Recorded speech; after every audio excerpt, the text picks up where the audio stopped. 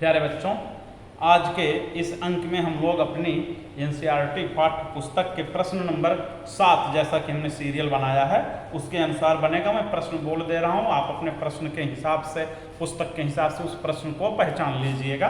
तो इसमें कह रहा है कि एक 50 ग्राम द्रव्यमान की गोली 4 किलोग्राम द्रव्यमान की राइफल से 35 मीटर प्रति सेकंड के प्रारंभिक वेग से छोड़ी जाती है। राइफल के प्रारंभिक प्रतिक्षेपित वेग की गणना कीजिए।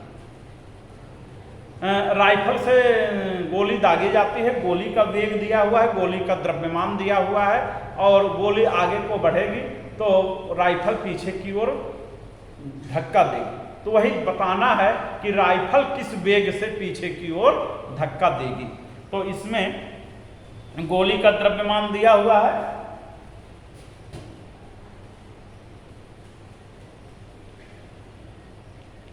गोली का द्रव्यमान m1 बराबर 50 ग्राम या किलोग्राम में बदल लेंगे तो 50 गुणा 10 की पावर -3 किलो। ये हो गया गोली का वेग, गोली का वेग u1 बराबर 35 मीटर प्रति सेकंड ये दिया हुआ है। और फिर उसके बाद क्या दिया हुआ है, राइफल का द्रव्यमान, राइफल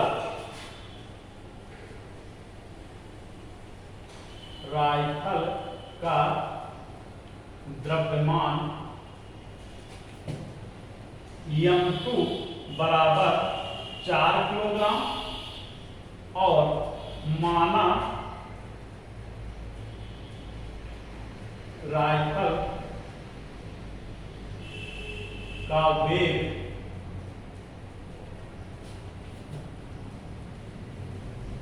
u2 है। तो हम संवेग संरक्षण का लगाएंगे कि संवेग संरक्षण के नियम के अनुसार के परिवर्तन के प्रारंभ का कुल संवेग जो होता है परिवर्तन के बाद के कुल संवेग के बराबर होता। तो यहाँ पर परिवर्तन, पहले गोली भी स्थिर है और बंदूक भी स्थिर है, उसके बाद गोली गतिमान होती है, बंदूक गतिमान होती है। तो इस प्रकार से m1 u1 plus m2 u2 बराबर 0।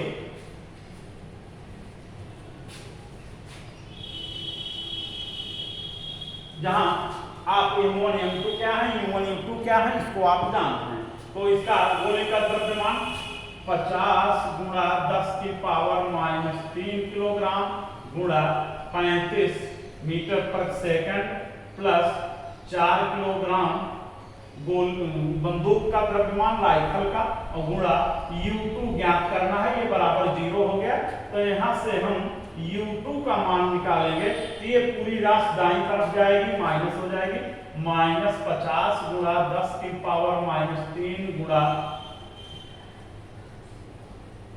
35 बटा 4 किलोग्राम। तो उस हिसाब से हो जाएगा। तो इसको हम लोग हल कर लेंगे तो ये हमारा हल करने के पश्चात आ जाएगा इसका जो मान है,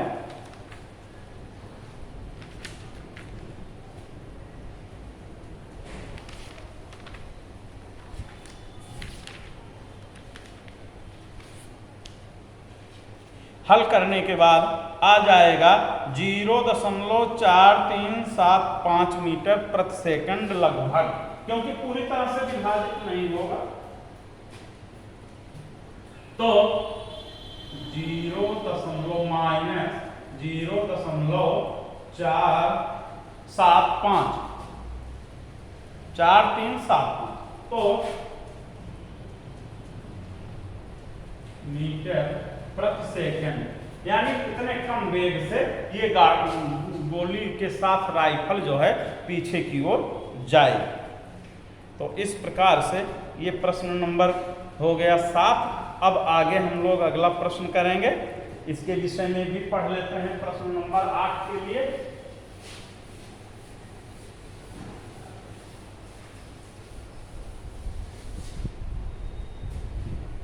इसमें कह रहा है प्रश्न नंबर 8,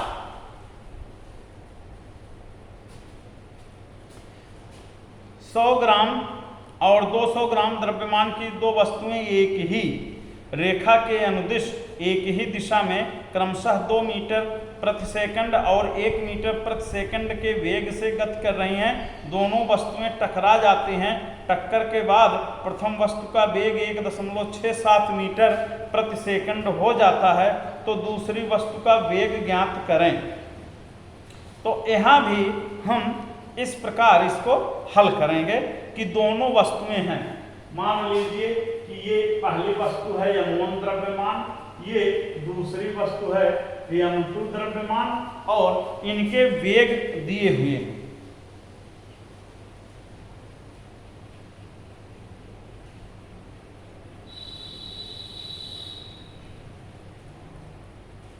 तो अब इसमें हम निकालेंगे,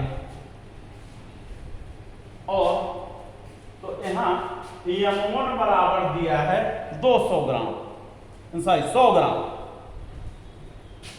100 ग्राम यानी बराबर 0.1 किलोग्राम। इस प्रकार से इसको बदल लेंगे। दूसरी वस्तु का है m2 बराबर 200 ग्राम यानी 0.2 किलोग्राम। अब टक्कर के पहले पहली वस्तु का वेग जो है u1 वो है 2 मीटर प्रति सेकंड, u1 बराबर 2 मीटर प्रति सेकंड, और u2 बराबर जो है वो 1 मीटर प्रति सेकंड, 1 मीटर प्रति सेकंड। ये दोनों कैसे चल रही हैं? एक रेखा की दिशा में और एक ही दिशा में चल रही है, यानी एक आगे चल रही है, एक पीछे चल रही है उसके, और ये दोनों टकराती हैं। चलो अभी चलो, तो ये टकराती हैं, तो टकराने के बाद दोनों का हमें ऐसे ये चल रही है इस दिशा में, और ये इस दिशा में चल रही है। यहाँ पे दोनों में टक्कर हो जाती है, और टकराने के बाद दूसरी जो है, दूसरी टक्कर के बाद पहली का वेग, टक्कर के बाद ये पहली का वेग यानी v1, टक्कर के बाद का वेग v1 बराबर दिया है, v1 बराबर 1.67 मीटर प्रति सेकंड, 1.67 मीटर प्रति सेकंड ये दिया है, और इसका हमें v2 को ज्ञात करना है। तो हम संवेग संरक्षण के नियम को लगाएंगे, सूत्र को। तो टक्कर के पूर्व कुल संवेग,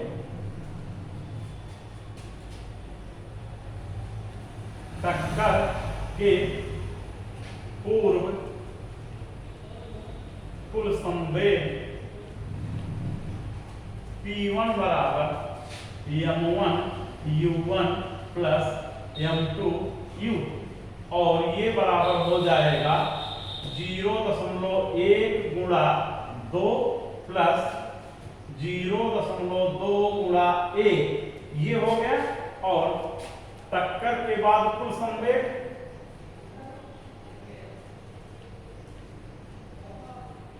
टक्कर के बाद कुल संवेग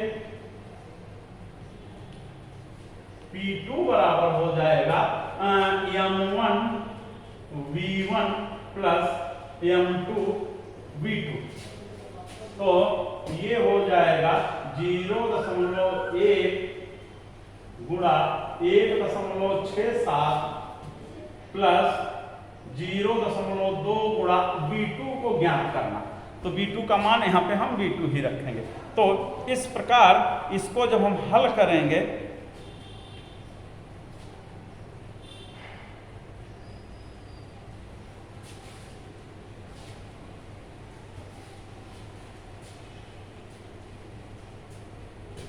तो संवेग संरक्षण नियम के अनुसार P1 बराबर P2, तो P1 इतना हो गया, यानी 0.1 गुणा 2 प्लस 0.2 बराबर 0.1 गुणा 1.67 प्लस 0.2 गुणा V।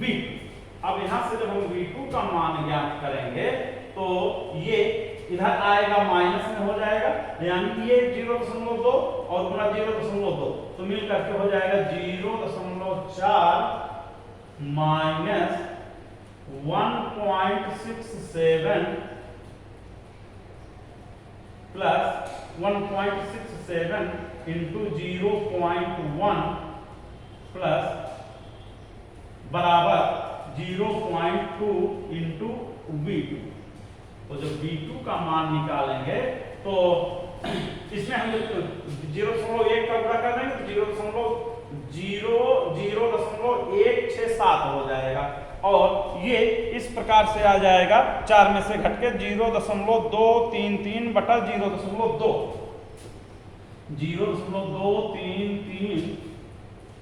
बटा 0.2, और इसको जब हम लोग हल करेंगे तो इसका मान आ जाएगा लगभग 1.165 मीटर प्रति सेकंड। 1.165 मीटर प्रति सेकंड। तो इस प्रकार से ये इसका हल हो गया, यानी दूसरी वस्तु जो है टकराने के बाद इतने वेग से चलेगी। तो इस प्रकार अब प्रश्न 9, 10 और अन्य प्रश्नों को हम लोग कल हल करेंगे।